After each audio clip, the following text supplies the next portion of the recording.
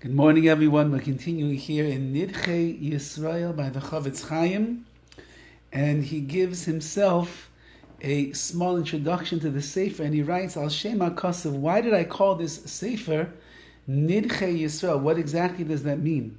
He says it's based on a pasuk, a verse that we have in Devarim, in Parshas Nitzavim, which is close to the end of the Torah itself, and it's speaking over there, the whole chapter is speaking about the concept that Klal Yisrael has been far-flung amongst the nations of the world, and we are in the Galus, in the exile all over the four corners of the world, of the continents, and eventually when Klal Yisrael begins to see that there are curses that are coming upon them, there are difficulties that we are going to endure, it's not easy to be a nation that lives in Galus, in the exile, so the Jewish people are going to wake up, and they're going to begin to do tshuva.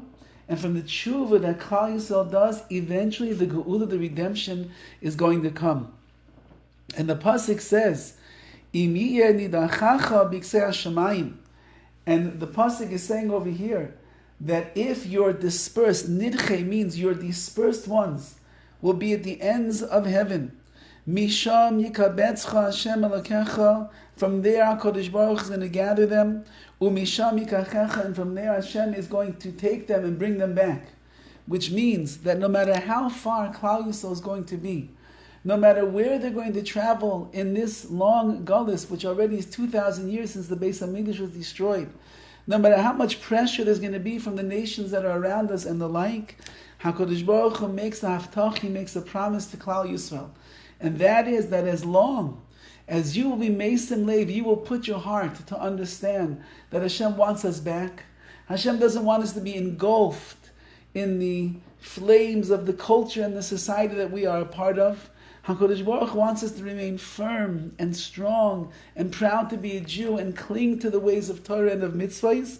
Then all of you that are, as it says in the pasuk here, nidachacha, that are dispersed, that are far-flung, that are outcast, that are far away from their homeland, the land of Eretz Yisrael, so then you have nothing to worry about.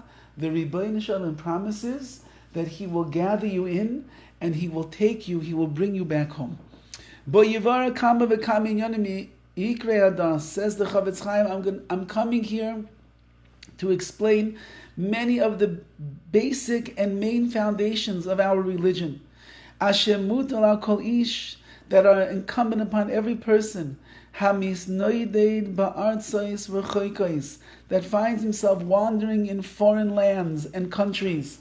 He has to know what are the main principles of our religion of Yiddishkeit, and to be careful to keep them, that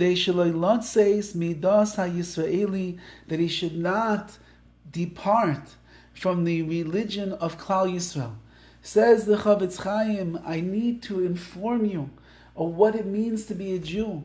You might end up in America, you might end up in Los Angeles, you might end up in somewhere in New York, you might end up in France, you might end up in Italy, you might end up in South Africa, you might end up in South America. You could end up so far away from the homeland of Eretz Yisrael, of what it means to be a Yid. Now remember, the Horowitz is talking in his time, where the people were living the shtetl life in Europe. It was safe. It was protected. It was insulated.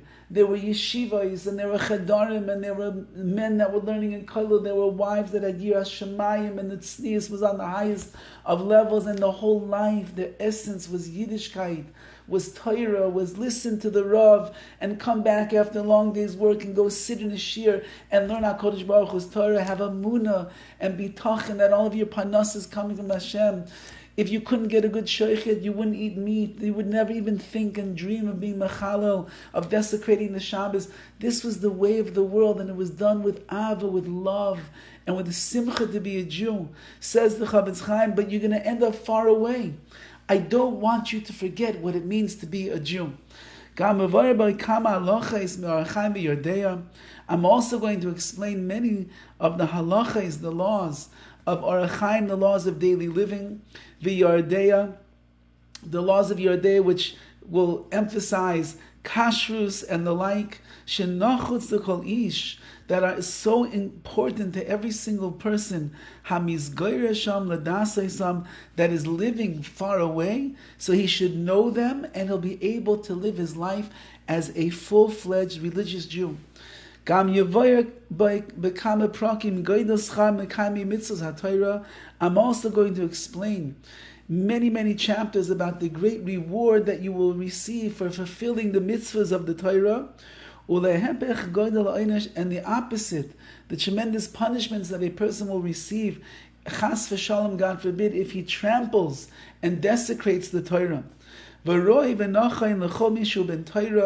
And therefore, says the Chofetz Chaim, it is fitting for anyone who identifies himself as a ben Torah, he sees himself as being truly a Torah observant person. Liatz lechaveirav umikroivav sheyildu, so he needs to go and advise his friends and his relatives, learn the words that are inside of this sefer, so that you in America, and you in South America, and you in Europe, and you over here in England, wherever you might be, you could keep the mitzvahs, you could understand what it means to be a Jew as well. So they should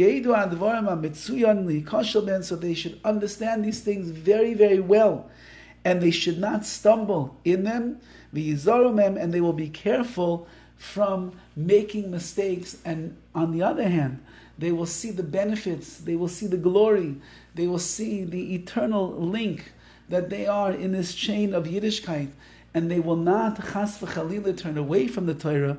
They will turn towards the Torah and towards the mitzvahs and towards Hashem. All of these laws, all of these ideas, all of these machshavas, these hashkafas, the outlook that I'm going to present to you is gathered by the young man, says the Chofetz Chaim, YISRAEL Meir ben Rav Aryeh Zev HaKohen, from YISRAEL Meir HaKohen, the Chofetz Chaim.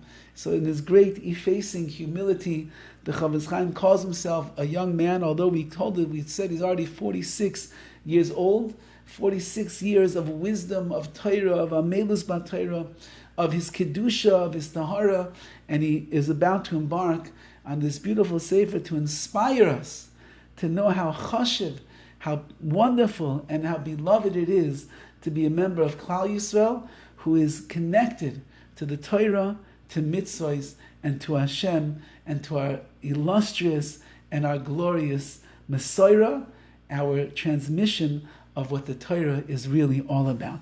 Have a wonderful day.